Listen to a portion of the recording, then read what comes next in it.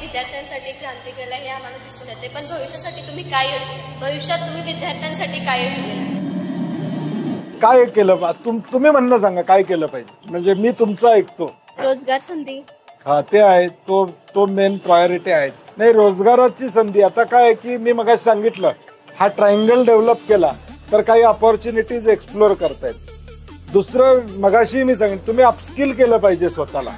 स्पोर्ट्समध्ये चांगली अपॉर्च्युनिटी. आता स्पोर्ट्समध्ये पूर्वी काय होतं की स्पोर्ट्समध्ये एखादा मुलगा मुलगी गेली तर घरातले म्हणायचे काय फायदा आहे. आता तुम्ही नॅशनल खेळला तर तुम्हाला नोकरी लागते डायरेक्ट. त्यामुळं जॉब ऑपॉर्च्युनिटी पण तुम्हाला प्रचंड आहेत. त्यामुळे कोल्हापूरमध्ये स्पोर्ट्स इन्फ्रास्ट्रक्चर आपण चांगलं उभा करायचा प्रयत्न आपण करूया.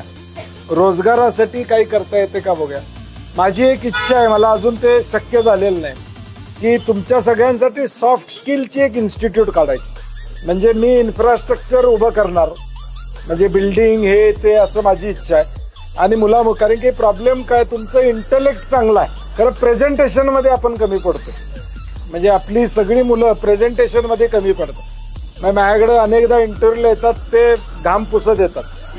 टेन्शन घ्यायचं काही काम नाही. जर कॉन्फिडन्स असेल तर you should be able to present you असेल. तर सॉफ्ट स्किलमध्ये मला काहीतरी तुमच्या जनरेशनसाठी करायचं आहे. मला तसं डेडिकेटेड माणसं पाहिजेत, जी पगारासाठी काम करणार नाहीत.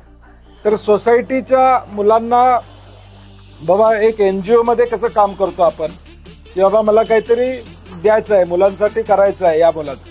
तर माझी एक इच्छा आहे की सॉफ्ट स्किलमध्ये एखादी इन्स्टिट्यूट काढावी, ज्या इन्स्टिट्यूटमधून तुम्हाला पब्लिक स्पीकिंग असेल.